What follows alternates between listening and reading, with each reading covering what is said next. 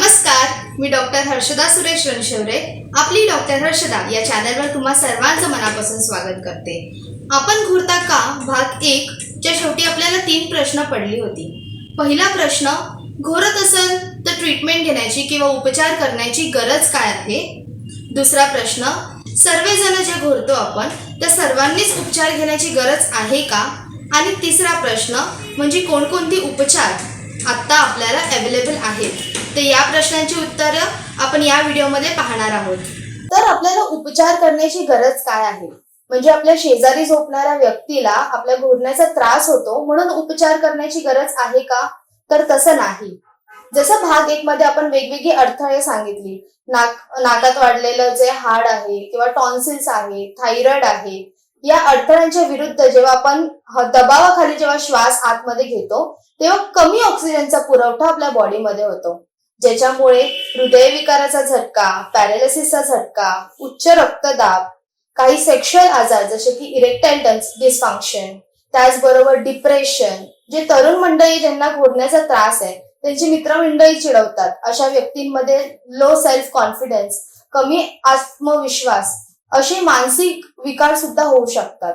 तर हे सगळे विकार आपण टाळावेत म्हणून आपण या छोट्याशा घोरण्यावरती लक्ष द्यायला हवं आणि उपचार घ्यायला हवा. आता आपला दुसरा प्रश्न, तो म्हणजे सर्वजण जे घोरतात त्या सर्वांनीच उपचार घेणं आवश्यक आहे का, तर तसं नाही. जे लोक सिंपल स्नोरिंग करतात म्हणजे साधारण घोरतात अशा व्यक्तींनी उपचार घेण्याची गरज नाही आहे.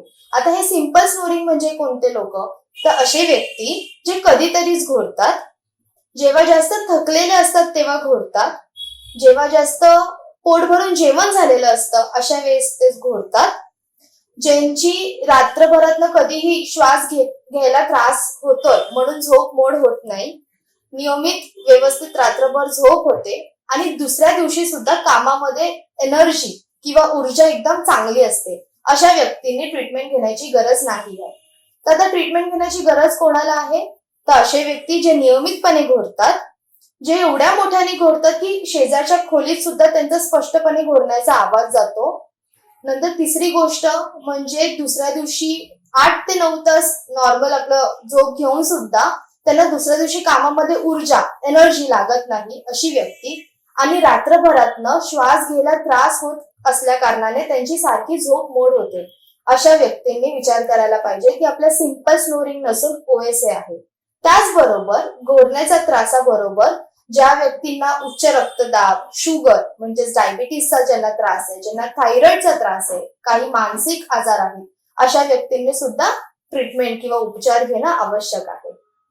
आता घोरणं हा त्रास घेऊन जेव्हा पेशंट आमच्याकडे येतात तेव्हा आम्ही डॉक्टर त्यांना डिटेल हिस्ट्री विचारतो पेशंटला, आणि त्याचबरोबर पेशंट बरोबर जे व्यक्ती आली आहे त्यांना काही प्रश्न विचारतो. ती प्रश्न अशी की कधीपासून घोरताय, किती मोठ्याने आवाज होतो, रात्रभरातनं झोप किती वेळा मोड होते, श्वास घ्यायला किती प्रमाणात त्रास होतो, आणि ऊर्जा कशी असते, किंवा 8 ते 9 तास झोप घेतल्यावरती दुसऱ्या दिवशी पेशंटला कसं फील होतं, परत झोपावं असं वाटतं की एनर्जेटिक फील होतं, असे काही प्रश्न विचारतो आम्ही डिटेलमध्ये.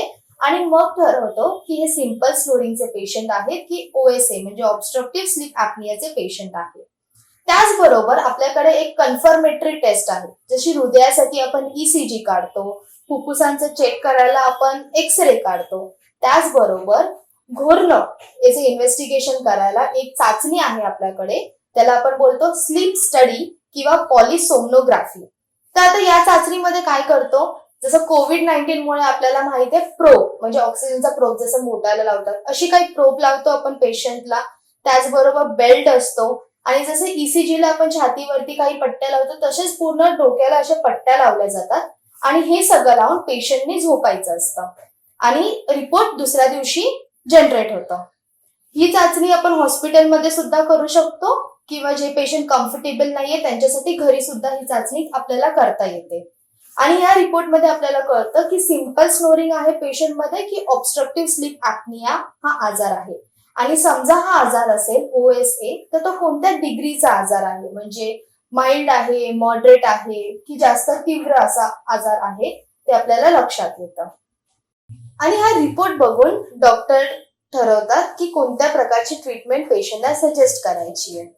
तर ज्या लोकांना माइल्ड ओएसए आहे किंवा सिंपल स्नोरिंग असेल तर अशा पेशंटला आपण जीवनशैलीमध्ये परिवर्तन करायला सांगतो. म्हणजेच वजन नियंत्रणामध्ये ठेवणं, एक नियमित वेळेवर झोपणं आणि नियमित वेळेवरती उठणं, किंवा स्लीप पोश्चर, पाठीवर न झोपता कुशीवर झोपणं, किंवा नियमितपणे व्यायाम करणं, अशा काही गोष्टी करायला सांगतो आपण. नंतर दुसरा उपचार म्हणजे सीपॅप किंवा बायपॅप. आता हे काय तर हे एक मशीन असतं, मास्क असतो जो पेशंटला लावून झोपायचं असतो, एक ट्यूब अटॅच असते मशीनला. तर पेशंटने ही मशीन लावून झोपायचं असतं जेणेकरून कंटिन्यू ऑक्सिजनचा पुरवठा ती मशीन आपल्याला करत असते. पण आता या मशीनचा काही दुष्परिणाम आहे. ते दुष्परिणाम म्हणजे असे, काही लोक ही मशीन लावून झोपणं कम्फर्टेबल त्यांना व्यवस्थित वाटत नाही. त्याचबरोबर जे तरुण मंडळी आहेत अशा लोकांना हे असं मशीन लावून झोपणं विचित्र वाटतं. आणि तिसरे लोक म्हणजे जे लोक नियमितपणे प्रवास करतात अशा लोकांना ही मशीन सतत स्वतःबरोबर कॅरी करणं डिफिकल्ट असतं. आता आपण बघूया आयुर्वेदामध्ये घुरण्याविषयी काय काय उपचार दिलेले आहेत. मी स्वतः एक होमिओपॅथिक डॉक्टर असून आयुर्वेदाबद्दल मी काही सांगणं मला उचित वाटत नाही, म्हणून मी सल्ला घेतलाय माझे सिनियर डॉक्टर अर्जुन सावंत यांचा. तर बघूया आता आपल्याला सर काय सांगता येते. मी डॉक्टर अर्जुन सावंत, MD आयुर्वेद मुंबई. मी तुम्हाला अगदी घरगुती उपाय सांगणार आहे थोडक्यात, आणि त्याने तुमच्या घुरण्या समस्येत नक्कीच फायदा मिळू शकतो. तर पहिला उपाय म्हणजे नस्य म्हणजे काय, तर दोन्ही नाकपुडीमध्ये थोडंसं साजूक तूप टाकणे किंवा औषधी तेल टाकणे.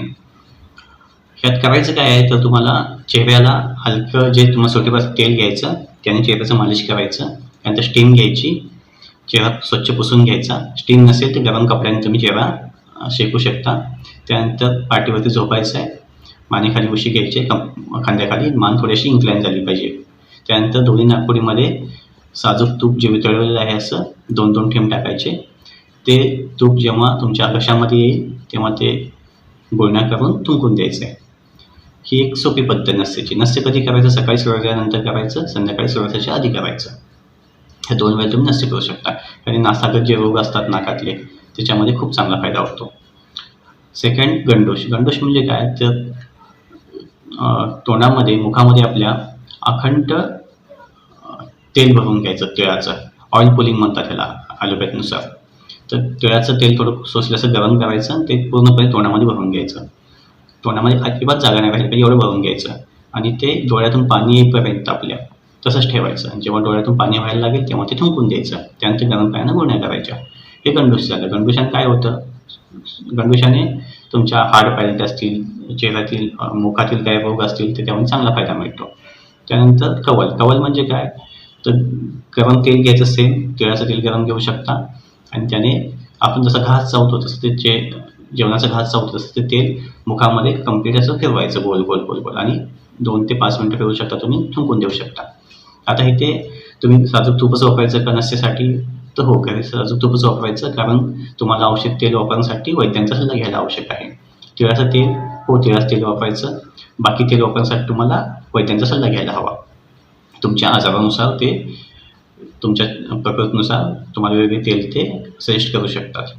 त्यानंतर झोपताना तुम्ही गरम पाण्यानं गुळण्या करून झोपायचं आहे. झोपताना तुम्ही थोडंसं लवंग, दालचिनी, काळी मिरी, हळद यांचा थोडा काढा बनवून जर तुम्ही पिलात, त्यात थोडं मध टाकून, तर कफाचं एक आवरण मुखामध्ये किंवा चेहऱ्यामध्ये तयार होत नाही आतमध्ये. त्याच्यामुळे ऑब्स्ट्रक्शन न होता घुरण्या समस्येवर आणखी चांगला फायदा मिळू शकतो. काही तुमचं प्रश्न असतील तर कमेंटपासून विचारा, त्याचं आम्ही निरसन नक्कीच करू. नमस्कार. तुम्हाला सरांकडून कोणत्याही प्रकारचा सल्ला किंवा आयुर्वेदिक उपचार घ्यायचे असतील तर सरांच्या क्लिनिकचा ॲड्रेस आणि दूरध्वनी क्रमांक दोन्हीही मी खाली डिस्क्रिप्शन बॉक्समध्ये दिलेले आहे. आता आपण बघूया होमिओपॅथीमध्ये घुरण्याविषयी काय उपचार सांगितले आहेत. तर होमिओपॅथीमध्ये आपण कोणत्याही आजारावरती कधीही औषध देत नाही, तर होमिओपॅथीमध्ये माणसाच्या प्रकृतीवरती औषध देतात. म्हणजे 2 व्यक्तींना समजा सारखे आजार जरी झाले असतील तरी दोघांची औषधं वेगवेगळी असणार, कारण का दोघांची प्रकृती वेगवेगळी आहे. तर तसंच घुरण्याचं आपण डिटेल हिस्ट्री विचारतो पेशंटला, त्यांची पास्ट हिस्ट्री, त्यांची आवड निवड, स्लीप पोश्चर, जनरॅलिटीज, असं संपूर्ण केस झाल्याच्या नंतर त्यांच्या प्रकृतीला अनुसरून आपण औषध देतो. होमिओपॅथीमध्ये डिटेल रिसर्चसुद्धा झाला आहे घोरण्याविषयी आणि अगदी एफेक्टिव्ह ट्रीटमेंट म्हणून त्याला सांगितलं आहे. तर हा रिसर्च पेपर जो पब्लिश झाला आहे त्याची लिंक मी खाली डिस्क्रिप्शन बॉक्समध्ये दिलेली आहे. तुम्ही इंटरेस्टेड असाल तर तुम्ही जाऊन ती वाचू शकतात. हा व्हिडिओ तुम्हाला आवडला असेल आणि उपयुक्त पडेल अशी मी आशा करते. चॅनलला सबस्क्राईब नक्की करा. भेटूया लवकरच एका नवीन विषय आणि नवीन व्हिडिओसोबत. तुम्हालाही कोणत्या विषयाबद्दल ऐकायचं असेल तर ते मला कमेंट सेशनमध्ये नक्की सांगा. तोपर्यंत स्वतःची आणि निसर्गाची काळजी घ्या. धन्यवाद.